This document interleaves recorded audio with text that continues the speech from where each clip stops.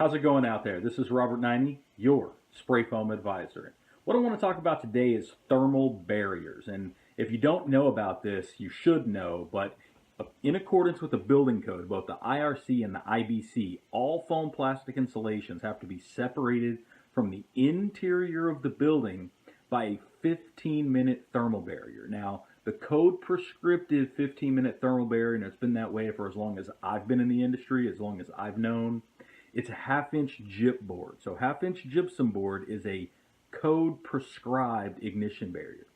Now, if you've been involved in foam plastics for a while, you may be surprised to hear that in the 2015 IRC, they actually changed or added a new prescriptive thermal barrier to the code, to the IRC specifically.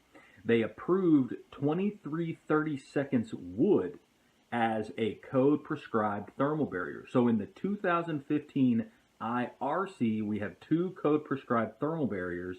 That's half-inch gypsum board and 2330 seconds, which is a little bit less than 3/4 inch. So you're basically looking at 3/4 inch wood for those code prescribed thermal barriers. The thermal barrier code section goes on to say that you can use other materials as long as they pass the 15-minute thermal barrier test. And in the spray foam world, the products that generally pass that standalone thermal barrier test are pretty much limited to a couple of products. We're talking about like a Grace's Monocoat 3306. That's a spray applied cementitious material. And then there are a couple of cellulose based materials that are spray applied as well. International Cellulose Corporation has one. I think it's either a Urake or K13, one of those products.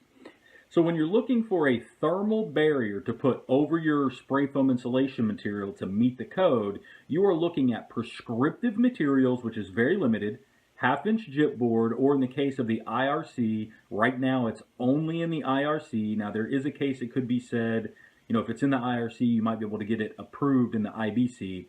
But right now, 2330 seconds wood, or basically 3/4 inch wood, is only approved in the IRC.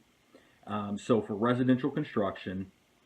And then you're looking at other standalone approved thermal barrier materials like Monocoat's 3306 or those one of those cellulose products I mentioned by International Cellulose Corporation, whichever one is approved as a standalone thermal barrier, whatever thickness they test. Now the key to those alternate materials is they are standalone thermal barriers.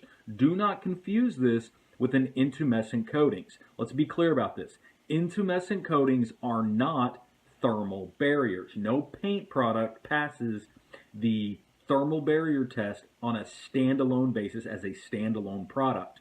When a paint is used over a polyurethane foam, over a spray foam, what it does is it passes a systems test as an interior finish in accordance with IBC 803.2, so that that specific foam and that specific coating can be used in lieu of a thermal barrier. It basically omits the thermal barrier requirement by being an interior finish system that meets the interior finish acceptance criteria of the code. So it's a very different test. They are not standalone thermal barriers. And this is important because you can't take one coating and put it over any foam out there. It has to be a coating that's tested over the specific foam.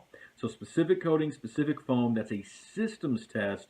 That's a large-scale NFP 286 test, and it has to meet the acceptance criteria of IBC 803.2 as an interior finish. It is not a standalone thermal barrier. It only omits the thermal barrier requirement. So it's a very big difference when we talk about thermal barriers, prescriptive thermal barriers, alternate thermal barriers, and then the special approvals for intumescent coating situations like you see with several systems out there on the market. Those systems have to be used in conjunction with each other. So with that said, keep in mind that when you're putting up your spray polyurethane foam to separate the product from occupied space and habitable space, the interior of the building, to separate the foam from the occupants, the code requires a thermal barrier or thermal barrier equivalent.